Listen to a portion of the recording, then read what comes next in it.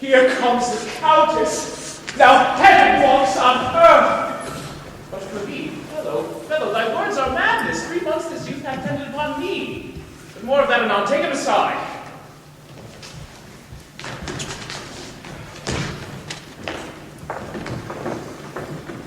What of my lord that he may not have, that Olivia may seem serviceable?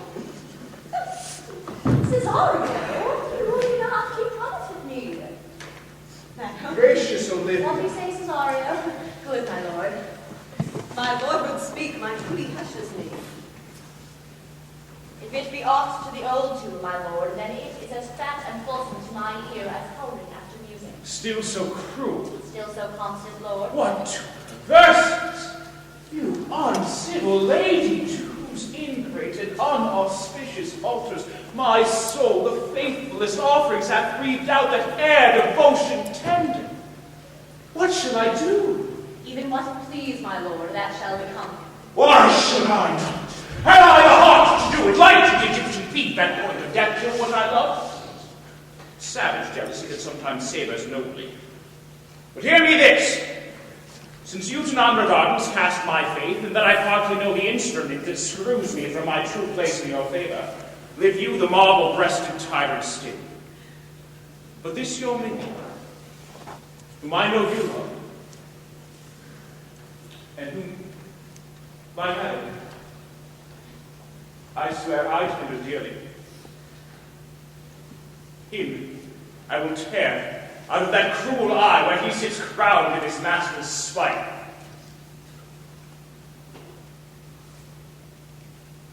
Come, boy, with me. My thoughts are ripe in mystery.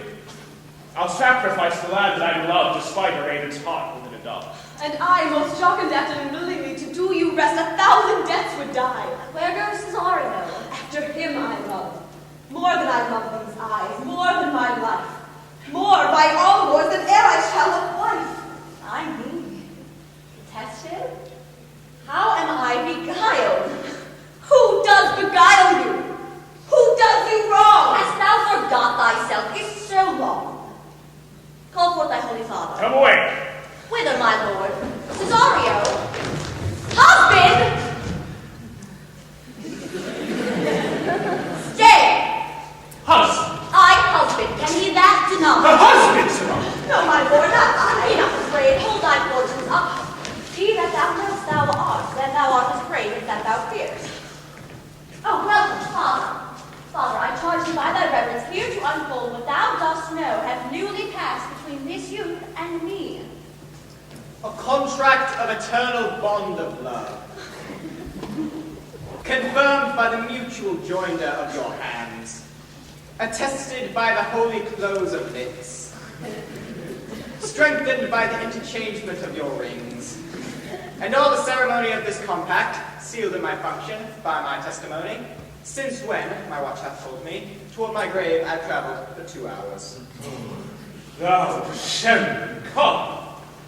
What wilt thou be when time hath sowed a grizzle on thy face? Farewell and take her. But direct thy feet where thou and I henceforth may never meet. My lord, I do protest. Oh, do not swear, hold little faith, though thou hast too much fear. For the love of God and surgeon, send one presently to Sir Toby. What's the matter? Has broke my hand across, and has given Sir Toby a bloody coxcomb too. For the love of God, your help! I had rather than 14 pound than were at home. Who hath done this, Sir Andrew? The Count's gentleman, one Cesario. We took him for a coward, but he's a very devil incarnate. My gentleman, Cesario. Odds like this, there he is! You broke my head for nothing! And that I did, I was sent on to do it by Sir Toby. Why do you speak to me? I never hurt you. You drew your sword upon me without cause, but I bespake you fair and hurt you not. It's a bloody coxcomb you have hurt that you have hurt me. Here comes Sir Toby, halting. Now, gentlemen. How is it you? He has hurt me, and that's the end of it. So, sit deck surgeon saw. Oh, he's drunk, Sir Toby. An hour gone. His eyes will stand a day till the morning. Then he's a rogue. I hate a drunken rogue.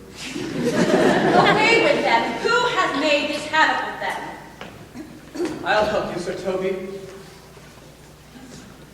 Because we'll be dressed together. Will you help?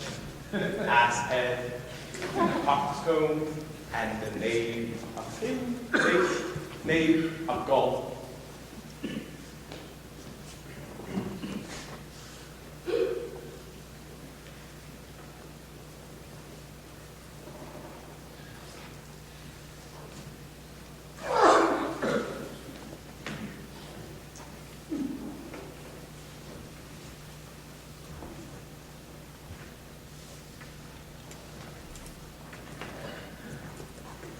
Get him to bed. That is her he looks to.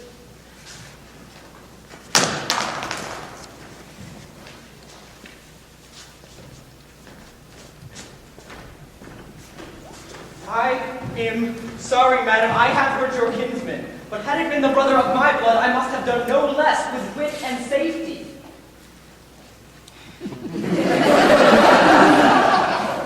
You throw a strange regard upon me. By that I do perceive it hath offended you. Pardon me, sweet one. Even for the vows we made 12 months so late ago.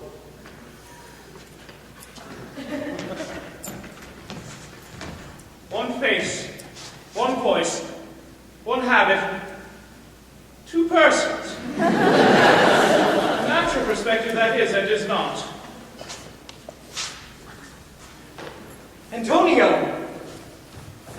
Oh, my dear Antonio! How the hours have racked and tortured me since I have lost thee! Sebastian, are you? Fearest thou that, Antonio? How have you made division of yourself? And Appleclefton, too, is not more twin than these two creatures. Which is Sebastian?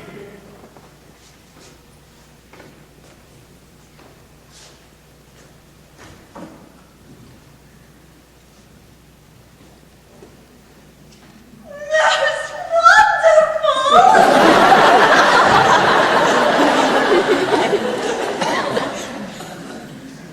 Do I stand there? I never had a sister. Nor can there be that deity in my nature of here and everywhere. I had a sister. The blind ways and surges have devoured of charity. What kin are you to me? What countryman, what name, what parentage? Of Messily. Sebastian was my father. Such a Sebastian was my brother too, so when he suited to his watery tomb. Spirits can assume both form and suit you come to fright us. Spirit, I am indeed. Am in that dimension grossly clad which from the womb I did participate. Were you a woman, as the rest goes even, I should let my tears fall upon my cheek and say thrice, welcome, drowned Viola. My father had a mole upon his brow, And so had mine. and died that day when Viola from her birth had numbered 13 years. Oh, that record is lively in my soul. He indeed finished his mortal act that day that made my sister 13 years. If nothing less to make us both happy, But this my masculine usurped attire. do not embrace me till each circumstance of place, Time, fortune do cohere and jump. That I and Viola wish to confirm, I'll take you to a captain in this town where lies my maiden weed, by whose gentle help I was preserved to serve this noble count. All of the occurrence of my fortune sense hath been between this lady and this lord.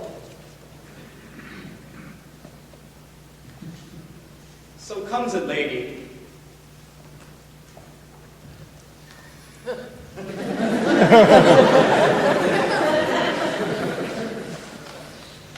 You have been mistook. nature to provide through in that. You would have been contracted to a maid. Nor are you therein by my life deceived. You are betrothed, both to a maid and man. Be not amazed. Right noble is his blood. If this be so, as yet the glass seems true, I shall have share in this most happy wreck. Boy, thou hast said to me 1,000 times, thou never shouldst love woman like to me.